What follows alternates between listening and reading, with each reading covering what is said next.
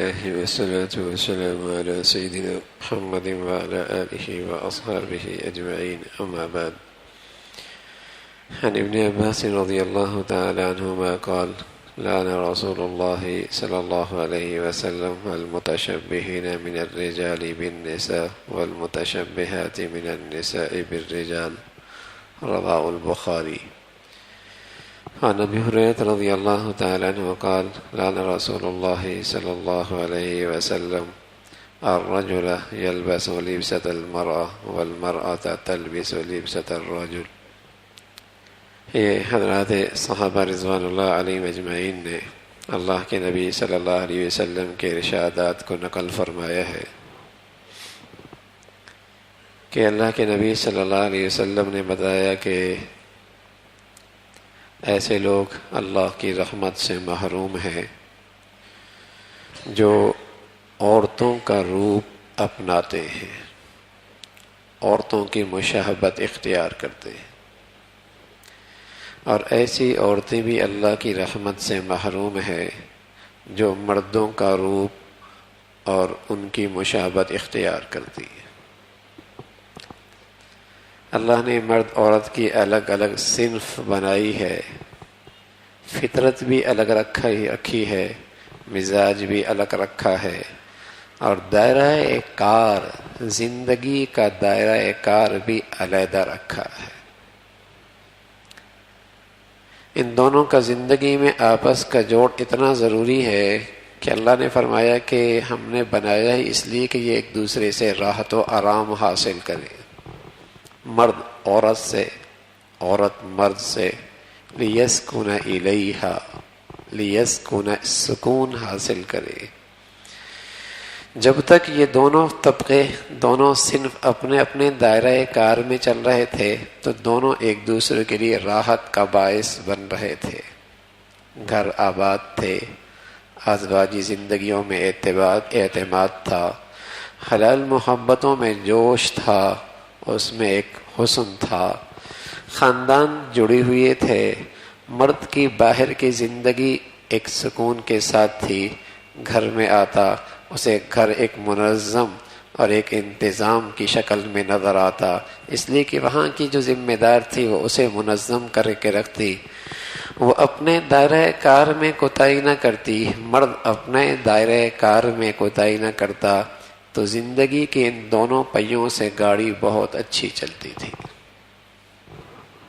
بہت شاندار۔ یہ فطرتی نظام تھا، اور اسلام نام ہے اسی فطرتی زندگی کا کہ مرد میں اللہ نے جو صلاحیتیں رکھی ہیں وہ عورت میں نہیں ہیں، جو عورت میں ہیں وہ مرد میں نہیں ہیں۔ فطرت بھی الگ ہے، مزاجوں میں بھی فرق ہے، تو دائرہ کار میں بھی فرق ہے۔ البتہ ان دونوں میں برابری ہے، جیسے مرد کی جان قیمتی ہے، عورت کی جان بھی قیمتی ہے، مرد کی عزت قیمتی ہے، عورت کی عزت بھی قیمتی ہے، جیسے مرد کا مال قیمتی ہے، عورت کا مال بھی قیمتی ہے۔ جان و مال، عزت و آبرو میں نہ مرد عورت سے آگے ہے اور نہ عورت مرد سے پیچھے ہے، دونوں میں برابری ہے، مساوات ہیں۔ لیکن فطرت کا فرق میں کون انکار کر سکتا ہے؟ اور جو اللہ نے مرد عورت کی صلاحیتوں میں فرق رکھا ہے اس کا کون انکار کر سکتا ہے؟ اور ایک عرصے تک انسان اس کے دائرہ کار کے فرق کا بھی انکار نہیں کرتا تھا کہ عورت کا دائرہ کار زندگی یہ ہے، مرد کا دائرہ کار زندگی الگ ہے، اس کا بھی انکار نہیں کرتا تھا۔ لیکن جب فطرتی بدلی، مزاج بدلا تو دائرہ کار بھی خلط ملط ہو گیا، نظام زندگی درہم برہم ہونے لگی، خصوصاً گھر کی زندگیاں، خاندان کی زندگیاں، ازواجی زندگیوں میں بجائے محبتوں کی خوشبو کے نفرتوں کے آگ بھڑکنے لگی، ہنستے بستے گھر اجڑنے لگے۔ شاید اتنے وسائل ان کے پاس نہیں تھے، لیکن طلاقیں اور خلا بھی نہیں تھیں جتنے آج زندگی کے وسائل اور خوشحالی کے اسباب ہیں، جتنے آج ہیں، لیکن جتنی طلاقوں کی کثرت اور خلا کی کثرت آج ہے پہلے کبھی نہ تھی۔ وجہ کیا ہے؟ دائرہ کار بدل گیا ہے، اس نے ساری زندگی میں فساد پیدا کر دیا. مرد اپنی ذمہ داریوں سے بے خبر ہے اور عورت اپنے دائرہ کار سے نکل کر باہر کا حصہ بننے لگی ہے، تو گھر کی زندگی بھی برباد ہوئی، باہر کا نظام بھی خراب ہو گیا.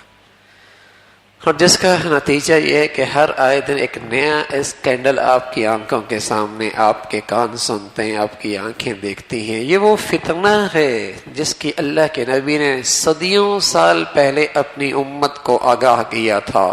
النساء حبائل الشیطان، یہ عورت بگڑی ہے تو یہ شیطان کا ایسا جال بنتی ہے کہ بڑے بڑوں کے دماغوں کو مجنون بنا دیتی ہے، بڑے بڑے کو دماغوں کو معوف کر دیتی ہے.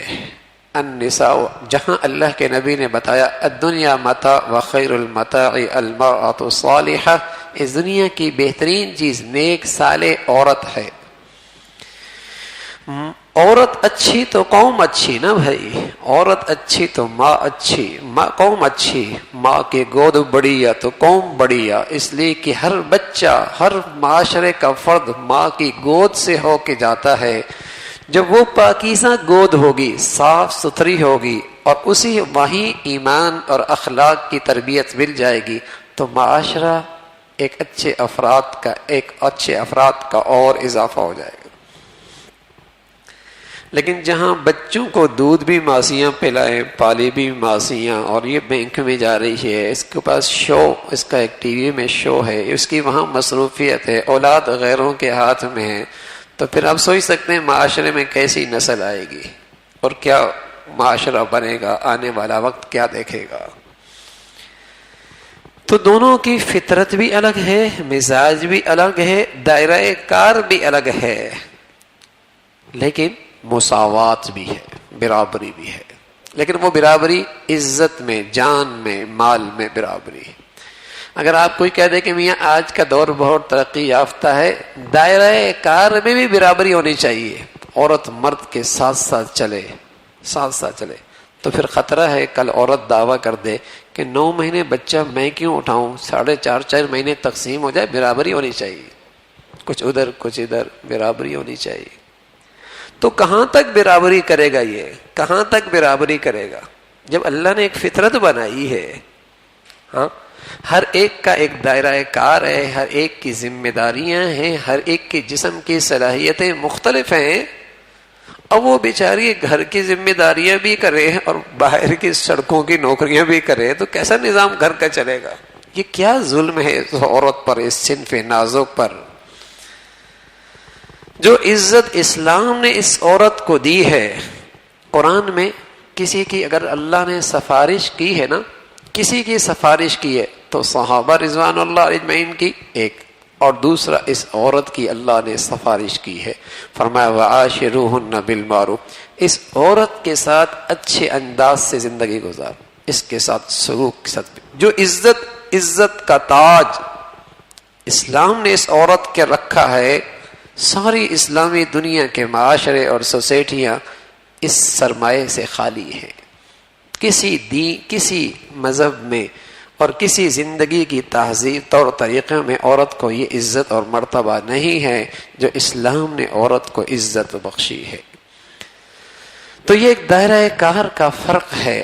برابری بھی ہے، جان مال عزت و آبرو میں اس سے کوئی حصہ نہیں ملا کرتا تھا زمانہ جاہلیت میں. عورت کو کہتے تھے عورت کا حصہ تو اسے ملے گا میراث میں جو گھوڑے پہ سوار ہو سکتا ہو، دشمن سے مٹھ بھیڑ کر سکتا ہو، تلوار لے کر دشمن پہ تان سکتا ہو. وراثت میں حقدار تو وہ ہے، عورت کا کیا کام؟ لیکن اسلام آیا، اس نے کہا اسے مرد سے بھی حصہ ملے گا، اپنے باپ سے بھی اسے حصہ ملے گا، اپنی ماں سے بھی اس کا حصہ ملے گا، باپ سے بھی ملے گا، ماں سے بھی ملے گا، اپنے شوہر سے بھی ملے گا. اسلام نے آ کے اس کے حصے تقسیم کر دیے، اس کو اتنے حصے ملیں گے. باپ اس کی تربیت کرے گا، سنبھالے گا. باپ نہ ہوا تو شوہر کے گھر چلی گئی، اس کی ذمہ داری ہے، وہ بھی چلا گیا. اولاد کی ذمہ داری ہے اس کو سنبھالنا، وہ بھی نہ ہوا. بھائی کی ذمہ داری ہے اس کو سنبھالنا. ہمیشہ اس کا کوئی نہ کوئی سرپرست بنایا ہے، ذمہ دار بنایا ہے. یہ عزت بخشی اسلام. لیکن چونکہ دائرہ کار میں فرق ہے، فطرت میں فرق ہے، تو رسول اللہ صلی اللہ علیہ وسلم نے فرمایا کہ پھر جب یہ معاشرے میں ہو تو یہ اپنے گفتگو سے، اپنے لباس سے، اپنے اٹھنے بیٹھنے سے، اپنے طور طریقے سے مرد الگ نظر آئے، عورت الگ نظر آئے. جو عورت مرد کی طرح بولنے کی کوشش کرے اور مرد کا انداز چال ڈھال اختیار کرے، مرد کسا لباس اختیار کرے اور مرد کسا زبان کی گفتگو اس کی ہو، اللہ کے نبی نے فرمایا اس پر اللہ کی لعنت ہے. اسی طرح مرد سے کہا تو اپنی مردانگی پہ خوش رہے، اس پہ مطمئن رہے. اللہ نے تجھے مرد بنایا ہے، تیری گفتگو مردوں کی طرح ہو، تو چال ڈھال میں عورتوں کی نقل نہ اتار، لباس پوشاک میں عورت نہ بن، اپنے بالوں میں اپنے بالیوں کے ذریعے عورت کا روپ نہ ڈھال. وہ عورت کا ایک الگ لباس ہے، وہ ریشم پہن سکتی ہے، وہ سونا پہن سکتی ہے، وہ ریشم پہن سکتی ہے، وہ سونا پہن سکتی ہے. مرد پہنے گا یہ عورت کی مشابہت ہے، مرد پہنے گا یہ عورت کی مشابہت ہے.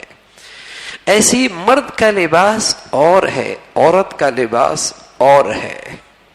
دنیا میں جن قوموں کے ہاں دائرہ زندگی میں فرق نہیں، تو انہوں نے عورت اور مرد کا سارا فرق بھی مٹا دیا. انہوں نے عورت اور مرد کے جتنے فرق تھے سارے مٹا دیے. لباس سے بالوں سے حیت سے سارے فرق مٹا دیے تاکہ دونوں ایک جیسے لگے. لیکن اسلام فطرتی دین ہے، فطرتی دین ہے. جب فطرت الگ بنائی ہے تو ان کے تشخص بھی، ان کا تشخص بھی اور ان کا ظاہری حلیہ بھی، ان کا لباس پوشاک بھی، ان کا بننا سورنا بھی، وہ بھی الگ بنایا ہے.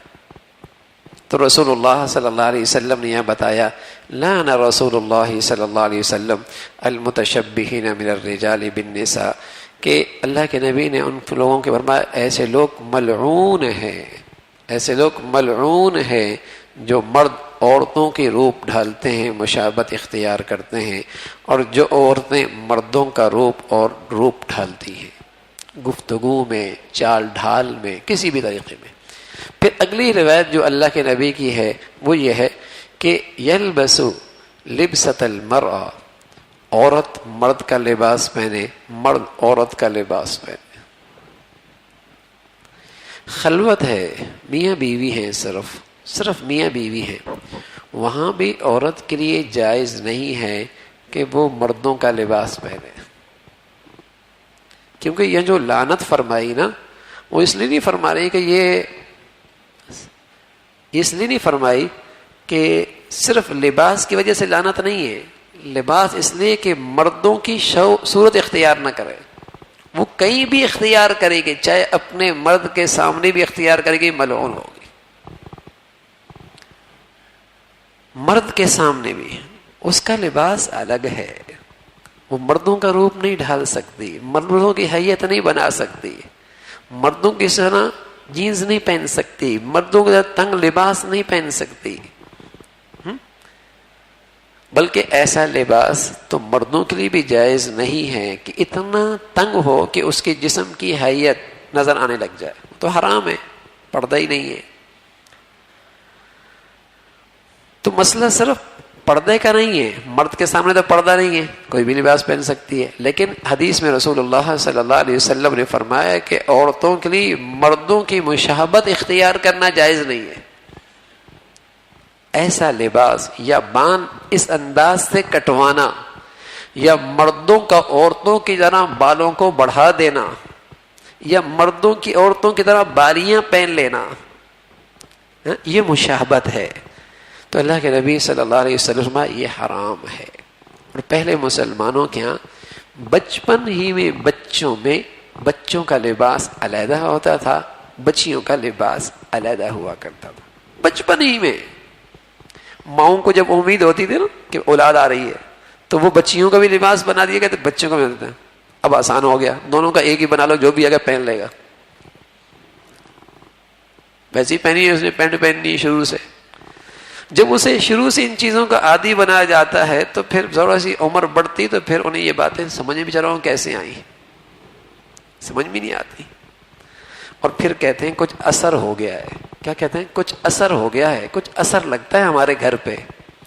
ہاں بھائی، جس گھر پہ اللہ کے نبی کی لعنت ہوگی، اثر نہیں ہوگا تو اور کیا ہوگا؟ جو گھرانہ اور جن کی زندگی اللہ کی رحمت سے محروم ہوگی، وہاں اثر نہیں ہوگا تو اور کیا ہوگا؟ پتہ نہیں پھر کیوں پیٹتے ہیں کہ اثر ہو گیا ہے. پھر رونا کس چیز کا؟ اثرات کا انتظام تو اپنے بچوں پر خود کر رکھا ہے نا بھائی. بچپن ہی میں ان پر اثرات شیطان کے آئے تاکہ اللہ کی رحمت سے وہ دور ہوں، اللہ کے رسول کی رحمت سے دعاؤں سے دور ہوں. خود ہی اس انداز کا لباس، پوشاک اسے پہنائی جاتی ہے شروع سے. تو میرے عزیزو، اللہ کے نبی صلی اللہ علیہ وسلم نے فرمایا کہ یہ اللہ کی رحمت سے دور ہیں، انہیں لعنت فرمائی ہے اللہ کے نبی نے.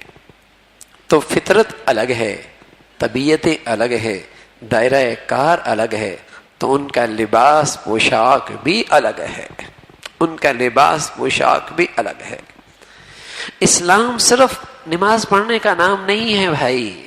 اسلام صرف نماز پڑھنے کا نام نہیں ہے، صرف عمرے کرنے کا نام نہیں ہے، صرف حج کرنے کا نام نہیں ہے. اسلام ایک پوری زندگی ہے جس سے مسلمان کا پورا سراپا، پورا تشخص نظر آئے کہ یہ ہندو نہیں ہے، یہ عیسائی نہیں ہے، یہ یہودی نہیں ہے، یہ سکھ نہیں ہے، یہ بت پرست نہیں ہے. یہ پہچانا جائے کہ یہ مسلمانوں کی بیٹی ہے، مسلمانوں کا بیٹا ہے. اس کا پورا تشخص نظر آئے، ایک نظر دیکھتی پہچان جائے کہ یہ محمدی ہے، اللہ کے نبی صلی اللہ علیہ وسلم کا امتی ہے. یہ یہودیوں کی طرح دین نہیں ہے، عیسائیوں کی طرح کہ صرف ہفتے کی عبادت کرنی ہے، یا صرف اتوار کی عبادت کرنی ہے، یا سالانہ روزے رکھنے ہیں، یا سال میں 2-3 عمرے کر لینے ہیں بس. یہ یہودیوں کا دین نہیں، عیسائیوں کا دین نہیں، یہ محمد الرسول اللہ کا دین ہے، جو پوری زندگی کے لیے ہے کہ مسلمان اپنے پورے تشخص سے دوسری قوموں سے علیحدہ نظر آئے، اپنے لباس سے، اپنے پوشاک سے، اپنے طور طریقوں سے نظر آئے کہ یہ محمد الرسول اللہ کا امتی ہے. اور میرے عزیزو، جب کبوتر کے پر کاٹ دیے جائے نا، پر کاٹ دیں اور اس کی پرواز نہ ہو سکے، تو جب اس کا ظاہر آپ نے برباد کر دیا، پر کاٹ دیے، تو اس کا باطن، اس کی روح، وہ بھی خطرے میں ہے. کوئی بھی کتا، کوئی بھی چوہا، کوئی بھی بلی، کوئی بھی گاڑی اس کی جان لے لے گی. پر جو کاٹ دیے، کوئی بھی کتا، کوئی بھی بلی، کوئی بھی چوہا اسے کھا لے گا. کسی بھی سائیکل، موٹر سائیکل کے نیچے آ جائے گا. آپ نے اس کا ظاہر بگاڑ دیا، پر کاٹ دیے، پرواز روک دی، کیا ہوگا؟ اس کا باطن بھی خطرے میں ہے نا، اس کی روح بھی خطرے میں ہے. ہاں، غیروں نے ہم سے ہمارا نبی کا ظاہر لے لیا، غیروں نے ہمارا ظاہر لے لیا، لباس لے لیا، شکل و صورت لے لی، کھانے کے طریقے لے لیے، رہن سہن کے طریقے، سب کچھ لے لیے. ہم کہتے نہیں، دل ٹھیک ہونا چاہیے، خاک ٹھیک ہونا چاہیے. میرے عزیزو، جب ظاہر خراب ہو گیا تو باطن تو ہر وقت خطرے میں ہے. کوئی بھی چوہا، بلی آ کے اچک کے لے جائے گا، کوئی بھی بے دین آ کے اپنے پیچھے لگا دے گا. ہاں، کبوتر کی پر موجود ہوں، چوہا بلی آئے گا، اس کی پرواز بلند ہوتی چلی جائے گی، اس کی پرواز بلند ہوتی چلی جائے گی. ارے نبی علیہ الصلوۃ والسلام کا یہ سراپا ظاہر اپنا کو تو دیکھیے، پرواز بچ جائے گی. بچ جاؤ گے فتنوں سے، بچ جائیں گے ہماری اولادیں فتنوں سے، گندگیوں سے بچ جائیں گی، بہت ساری فتنوں سے بچ جائیں گے. تو یہ جو کہ اندر ٹھیک ہونا چاہیے، بس اندر ٹھیک ہونا چاہیے. ارے بھائی، اندر بھی ٹھیک ہونا چاہیے، ظاہر بھی ٹھیک ہونا چاہیے. میرا نبی آدھا دین نہیں لے کے آیا کہ لگے تو کچھ اور اندر سے مسلمان ہو. ویسے تو گرگٹ کی طرح رنگ بدلے، کہیں کچھ کہیں کچھ، کبھی کچھ نظر آئے، کبھی کچھ نظر آئے، اور ویسے مسجد میں مسلمان، حرم میں مسلمان، چند رسم و رواج میں مسلمان. ایسا دین میرا نبی نہیں لے کے آئے. سراپا مسلمان لگے، ہر جگہ مسلمان نظر آئے. تو اللہ کا نبی صلی اللہ علیہ وسلم نے فرمایا عورت کا اپنا لباس ہے، مرد کا اپنا لباس ہے، جس سے مرد مرد لگے، عورت عورت لگے، یہی اللہ کی رحمت کا ذریعہ ہے. اللہ عمل کی توفیق نصیب فرما دے. اللہم لک الحمد کلو ولک الشکر کلو، اللہم لک الحمد کلو ولک الشکر کلو، اللہم اعنا علی ذکرک و شکرک و حسن عبادتک. نستغفر اللہ نستغفر اللہ نستغفر اللہ. سبحان ربک رب العزت عما یصفون وسلام علی المرسلین والحمد للہ.